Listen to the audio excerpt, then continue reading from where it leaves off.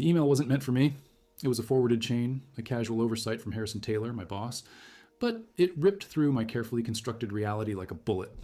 For a moment, the fluorescent hum of the Sterling Dynamics office, the distant clatter of keyboards, the low murmur of conversations, all faded into a deafening silence.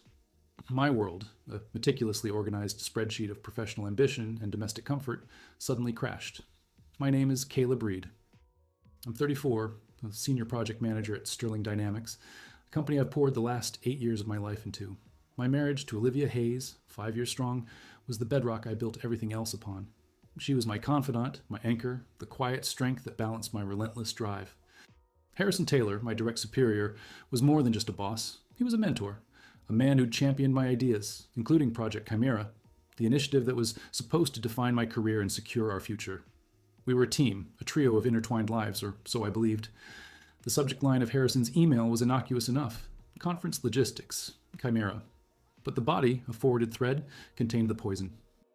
It was a brief exchange between Olivia and Harrison, dated last Tuesday. A night Olivia had told me she was working late on a client presentation. Olivia Hayes to Harrison Taylor: "Thanks for the late night strategy session, Harrison. Really helped clear things up." Harrison Taylor to Olivia Hayes: "Anytime, Olivia. Always a pleasure. We make a great team. See you tomorrow." The winking emoji, the casual intimacy of "any time, Olivia." The late night strategy session that was never mentioned to me. It wasn't explicit, not a smoking gun in the traditional sense, but the context, the secrecy, the tone. It was a betrayal whispered in digital ink. My stomach clenched, a cold, hard knot forming where warmth used to reside. My breath hitched, a sharp, involuntary intake of air that I immediately stifled. My first instinct was a primal scream, a desperate urge to confront, to shatter the illusion. But something stopped me. A flicker of something colder, sharper. I felt my face, usually an open book to Olivia, settle into an unreadable mask. My fingers, trembling just moments before, moved with a strange, deliberate precision. I closed the email, deleted it from my received folder, then from my deleted items. No trace, no evidence that I had ever seen it. The office noise slowly seeped back into my awareness, a dull roar against the tempest raging inside me. I leaned back in my chair, forcing myself to breathe, to think. My mind, usually a whirlwind of data and deadlines, was now a sterile, analytical machine. I replayed the last few weeks, searching for clues, for signs I had missed. Olivia's late nights, Harrison's sudden interest in her work, the way their eyes sometimes lingered a fraction too long when they thought no one was watching. All dismissed as professional camaraderie, as the natural progression of colleagues working closely. Now, each memory was tainted, twisted into something ugly and insidious. The vulnerability I felt, the raw, exposed nerve of a man whose trust had been violated, began to recede, replaced by a chilling calm. It was as if a switch had been flipped. The emotional chaos gave way to a quiet, terrifying clarity. I looked at the calendar on my screen. The annual industry conference was just 2 weeks away.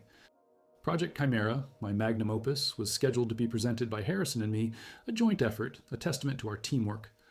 A slow, dangerous thought began to form, crystallizing in the icy depths of my mind. They thought they were playing me, moving pieces on a board I didn't even know existed. They had no idea I was about to rewrite the rules of the entire game. If you want to see how this story unfolds, make sure to subscribe. The next morning, the office hummed with its usual rhythm, oblivious to the seismic shift that had occurred within me. I walked in, coffee in hand, a practiced smile on my face, greeting colleagues, exchanging pleasantries. Everything felt normal, yet nothing was. It was as if I was watching a play unfold, a familiar scene, but now I knew the hidden script, the dark undercurrents beneath the polished dialogue. Olivia was already at her desk, a few rows down, engrossed in her computer. Harrison Taylor, my boss, was in his glass-walled office on a call, his back to the open floor. The world continued, and so did I, but with a new, chilling clarity. I observed them, not overtly, but with the quiet intensity of a predator studying its prey.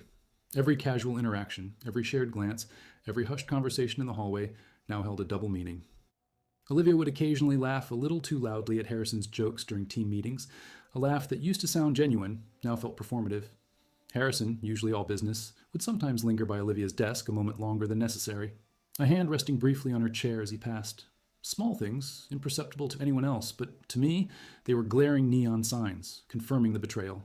My mind, once clouded by hurt, had become a forensic laboratory. I analyzed their schedules, cross-referencing my own. Olivia's late nights often coincided with Harrison's urgent client dinners. Their lunch breaks, sometimes taken separately, sometimes together with a group, now seemed to have a subtle choreography, a way of ensuring they had private moments. I noticed Olivia's phone, once left carelessly on her desk, was now almost always face down or tucked away in her bag. Harrison, usually meticulous about his calendar, had a recurring, vaguely worded entry: strategic review, off-site. It was always on a Tuesday, the same Tuesday as that email. The initial shock had given way to a cold, hard anger. It wasn't the explosive, irrational kind, but a deep, simmering resentment that fueled a terrifyingly rational mind. My rage wasn't a fire to burn them down. It was a forge, shaping my thoughts into weapons. I wasn't interested in a messy confrontation, a public spectacle of tears and accusations. That would be too easy for them, too satisfying for the part of me that still wanted to scream. No, this was about precision, about dismantling their world piece by piece, just as they had dismantled mine.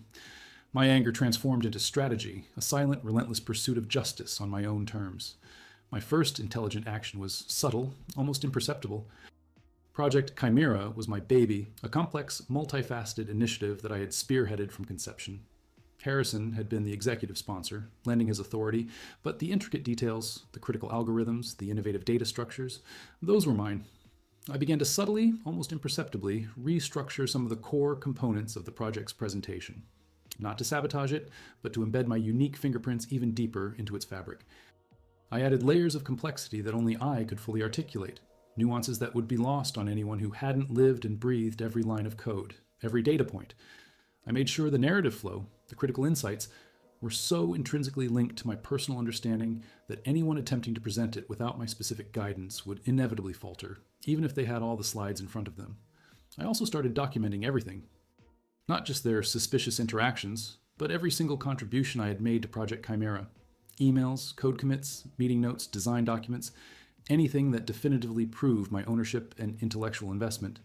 I created a secure, encrypted folder on my personal cloud storage, far removed from Sterling Dynamics servers, a digital fortress for my evidence. I wasn't just building a case, I was building an arsenal. At home, the apparent normality was even more unsettling. Olivia would ask about my day, her voice light, her eyes meeting mine with what I now recognized as a carefully constructed facade. I would respond in kind, sharing innocuous details, feigning a normalcy that felt like a betrayal in itself. We'd eat dinner, watch TV, talk about mundane things. Each word she spoke, each touch she offered felt like a lie. I found myself studying her, searching for tells, for any crack in her composure. She was good, I had to admit. Almost too good. It made my blood run colder. One evening, while Olivia was in the shower, I found myself standing by her side of the bed. Her phone was on the nightstand, face down. A familiar tremor ran through me, a battle between the man I was and the man I was becoming. The old Caleb would never have touched it. The new Caleb, the analytical, cold strategist, knew he had to. With a deep, controlled breath, I picked it up. It was locked. I knew her usual password, a combination of our anniversary and a pet's name. I tried it. Incorrect. My heart gave a strange, painful lurch. She had changed it. But then, a memory surfaced. A casual conversation a few weeks ago about a new app she was using, something about a pattern lock. I remembered her tracing a specific shape on her screen, a quick, almost unconscious gesture. It was a simple L shape, starting from the bottom left corner, up, then right. I tried it. The phone unlocked. My fingers hovered over her messages, her call logs, her emails. The temptation was immense, overwhelming. But I pulled back. Not yet. I wasn't looking for raw, unedited proof of their affair. I was looking for something else, something more strategic. I navigated to her calendar app. There it was, a recurring entry every Tuesday evening marked simply Gym. But the location was always vague, sometimes just downtown, other times client meeting, never a specific gym. And always on Tuesdays. The same day as Harrison's strategic review, offsite. I closed the calendar, locked the phone, and placed it back exactly as I found it. My heart was pounding, not from fear or guilt, but from a surge of adrenaline. I had found a pattern, a consistent lie. It wasn't the full picture, but it was a thread, a loose end I could pull. The next day at the office, I casually approached Harrison Taylor. Harrison, I began, my voice even, I was just reviewing the final presentation for Project Chimera. It's looking solid. I've added a few more data visualizations to Section 3. Really drives home the market penetration projections. I think it'll be a showstopper. Harrison smiled, a confident, almost paternal smile. Excellent, Caleb. Knew I could count on you. You've really outdone yourself on this one. I'm looking forward to presenting it with you. Absolutely, I replied, meeting his gaze. A subtle, almost imperceptible shift in my eyes. In fact, I was thinking, with the conference just around the corner, it might be beneficial for Olivia to run through the entire presentation with us. She's been so instrumental in the market research, and her insights could really polish our delivery. A full dress rehearsal, so to speak. What do you think? Harrison's smile faltered for a fraction of a second, a flicker of surprise quickly masked. That's an interesting idea, Caleb. A good one, actually. More eyes on it, the better. Let's schedule something for early next week. Perfect, I said, my own smile unwavering. I'll send out the invite. I'll make sure to include the updated slides. It'll be a great opportunity for all of us to synchronize our messaging, especially on those new data points. As I walked away, I felt a cold satisfaction spread through me. The trap was set. They thought they were in control, but they were merely dancing to a tune I had just begun to compose. The dress rehearsal wasn't for polishing the presentation. It was for me to observe their dynamic under pressure, to see how well they could maintain their charade when forced to collaborate intimately on my work under my watchful eye. And those new data points I'd added? They were designed to be just intricate enough to trip up anyone who hadn't truly mastered the material, anyone who hadn't been the one to build it from the ground up. I had just handed them the rope. Now I would watch them hang themselves. The dress rehearsal for Project Chimera was scheduled for Monday morning, 2 days before the conference. I had booked the main presentation room, ensuring the full setup, projector, large screen, and the intimidating array of microphones was in place. It was a subtle psychological play, designed to amplify the pressure. Olivia and Harrison arrived together, a little late, their usual easy camaraderie now tinged with an almost imperceptible awkwardness. They exchanged a glance that I intercepted, a silent communication that spoke volumes about their shared secret and perhaps their shared apprehension. I offered them a polite, almost clinical smile. Glad you could make it. Let's run through the full presentation, slide by slide. I've made some critical updates to the data visualization in Section 3 that I want to ensure we're all aligned on.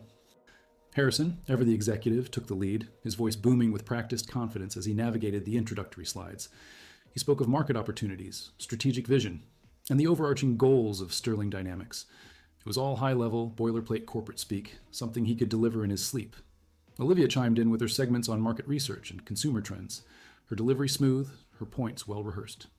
They were a polished duo, a testament to their professional synergy, or so it appeared. But then we hit Section 3, my section, the one I had meticulously re-engineered, embedding layers of intricate data analysis and predictive modeling that only I truly understood. I had introduced new metrics, complex algorithms for market penetration forecasting, and a series of interconnected data visualizations that required a deep, almost intuitive grasp of their underlying logic. Harrison, if you could take us through the dynamic market response model on slide 17, I prompted, my voice even, devoid of any inflection. Harrison paused, his eyes scanning the slide. He cleared his throat. Right, the dynamic market response model. Excellent work here, Caleb. This model, as you can see, projects our potential market share based on various fluctuating economic indicators and consumer behavior patterns. He gestured vaguely at the screen, his usual confident cadence faltering. He was reading the bullet points, not explaining the methodology. I interjected smoothly. Specifically, Harrison, the adaptive coefficient for competitive volatility. How does that factor into the projected 15% market share increase in Q3? And what's the sensitivity analysis for a 2% shift in the consumer sentiment index? Harrison blinked. He looked at the slide, then at me, a flicker of annoyance mixed with confusion in his eyes. Well, Caleb, I think the slide speaks for itself. It's a robust model. He tried to regain his composure, but the slight tremor in his voice was audible. He was out of his depth, and he knew it. Olivia, sensing his struggle, stepped in. Perhaps, Harrison, Caleb could walk us through the specifics of that particular coefficient.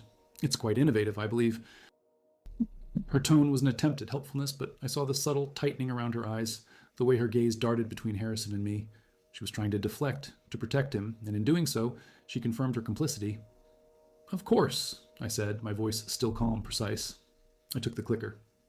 The adaptive coefficient, as you know, is derived from a multivariate regression analysis incorporating real-time social media sentiment and competitor pricing strategies. A 2% shift in the consumer sentiment index, assuming a stable competitive landscape, would result in a 0.8% variance in our Q3 market share projection, with a 95% confidence interval of plus or minus 0.15%. I rattled off the details, the nuances, the interdependencies, with the effortless command of someone who had built the entire edifice brick by brick. I wasn't showing off, I was demonstrating ownership, an intellectual dominion that neither of them possessed. As I spoke, I watched their faces. Harrison's jaw was tight, his eyes fixed on the screen, but his gaze was unfocused. He was lost. Olivia, usually so poised, had a faint line etched between her brows. She was trying to keep up, but the sheer volume and specificity of the information were overwhelming her. They were both exposed, not by my accusation, but by their own lack of genuine understanding of the very project they were supposed to be presenting. I continued, meticulously dissecting each complex chart, each predictive model, asking pointed questions that highlighted the gaps in their knowledge. I wasn't aggressive, I was merely thorough. Olivia, regarding the regional adoption curve on slide 22, what were the key demographic outliers that informed the initial weighting for the Western region? Olivia hesitated. The younger demographic, primarily, and early adopters. Or specifically, the 25-34 age bracket in urban centers with disposable income above $75,000. I corrected, my tone neutral, which, as you recall from our initial data, showed a significantly higher propensity for early adoption due to their digital native status and willingness to experiment with new technologies. This was a critical factor in our initial market entry strategy. Well, I wasn't just correcting her. I was reminding her of the details she had clearly forgotten, or perhaps never truly absorbed. The air in the room grew thick with unspoken tension. They were trapped in a performance they hadn't rehearsed, forced to dance to a tune they didn't know, played by the very person they had wronged. I wasn't yelling, I wasn't accusing. I was simply presenting my work, in my way, and letting their silence, their fumbling, their vague answers speak for themselves. By the end of the 2-hour session, Harrison looked visibly drained. Olivia was pale, her usual vibrant energy replaced by a nervous stillness. They had managed to get through the slides, but it was clear to anyone paying attention, and I was the only one truly paying attention, that they were merely reciting lines, not embodying the material. Excellent, I concluded, closing the laptop. I think we've identified a few areas where we need to tighten up our narrative. Harrison, Olivia, I'll send you an updated set of notes with specific talking points for each of the more complex data visualizations. It's crucial that we present a unified, deeply informed front. The investors will be looking for granular understanding, not just high-level summaries. I had assumed control, not through force, but through sheer intellectual dominance. They were now utterly dependent on me to provide them with the script, the cues, the very substance of the presentation. They couldn't possibly present Project Chimera without my detailed guidance, without my notes. The project, their vehicle for professional ad tailorment and illicit rendezvous, had become my instrument of silent power. As I gathered my things, Harrison approached me, a forced smile on his face. Caleb, truly outstanding work on this. You've really taken it to the next level. I appreciate you walking us through those intricacies. He clapped me on the shoulder, a gesture that now felt hollow and performative. My pleasure, Harrison, I replied, meeting his gaze with an unnerving steadiness. It's my project, after all. I want to ensure it gets the presentation it deserves. The emphasis on my project was subtle, almost imperceptible, but it hung in the air between us, a cold, sharp blade. Olivia avoided my eyes, busying herself with her notes. She knew. Harrison might have been oblivious to the full extent of my awareness, but Olivia, I suspected, felt the chill of my gaze, the silent judgment in my every precise word. That night, I slept soundly for the first time in days. The corporate world, with its polished facades and ruthless undercurrents, was a game I understood, and I was playing to win. The conference was tomorrow, the stage was set, the audience, a room full of industry leaders and investors, would be watching. And so would I. The revelation wasn't just coming, it was meticulously engineered, a corporate coup disguised as a presentation. The conference hall buzzed with anticipation. Hundreds of industry leaders, potential investors, and competitors filled the tiered seating. The stage was a gleaming expanse of polished wood and bright lights, a crucible where careers were forged or broken. I sat in the front row, a silent observer, my heart a steady rhythmic drumbeat in my chest. Olivia and Harrison were on stage, bathed in the spotlight, their faces composed, if a little strained. They began the presentation of Project Chimera, the culmination of years of my work, now their supposed triumph. Harrison started, his voice resonating through the speakers, projecting an image of authority. He navigated the initial slides, the high-level overview, the market potential. Olivia followed, detailing the market research, the consumer insights. They were good, practiced. They had rehearsed their lines, memorized the key takeaways. But as they delved deeper into the intricate architecture of Section 3, the cracks began to show. Harrison reached the dynamic market response model. He paused, a micro-hesitation that only I, who had built the model, would notice. He began to speak, reciting the bullet points I had provided, but his explanation lacked the depth, the nuance, the understanding that only true authorship could convey. An investor from the third row, a sharp-eyed woman with a reputation for incisive questions, raised her hand. "Mr. Taylor," she began, her voice clear and cutting, "regarding the adaptive coefficient for competitive volatility you mentioned, could you elaborate on its derivation and how it accounts for the recent acquisition of Apex Solutions by our primary competitor? Your model projects a 15% market share increase, but that acquisition fundamentally alters the competitive landscape." Harrison's smile tightened. He glanced at Olivia, then back at the investor. "An excellent question," he stalled, "and one that Project Chimera has robustly integrated. The model is designed to be adaptive, as the name suggests, incorporating real-time market shifts." He was floundering, using corporate jargon as a shield. He couldn't explain the specific mathematical adjustments, the data feeds, the predictive algorithms I had painstakingly developed. Olivia stepped forward, attempting to rescue him. "Indeed, the model's predictive power lies in its ability to recalibrate. We've factored in various scenarios." Her answer was equally vague, a desperate attempt to sound knowledgeable without actually possessing the knowledge. The investor pressed on, her skepticism palpable. "But how? What specific parameters or data sets are weighted to reflect such a significant market event? A general recalibration isn't sufficient for a project of this magnitude."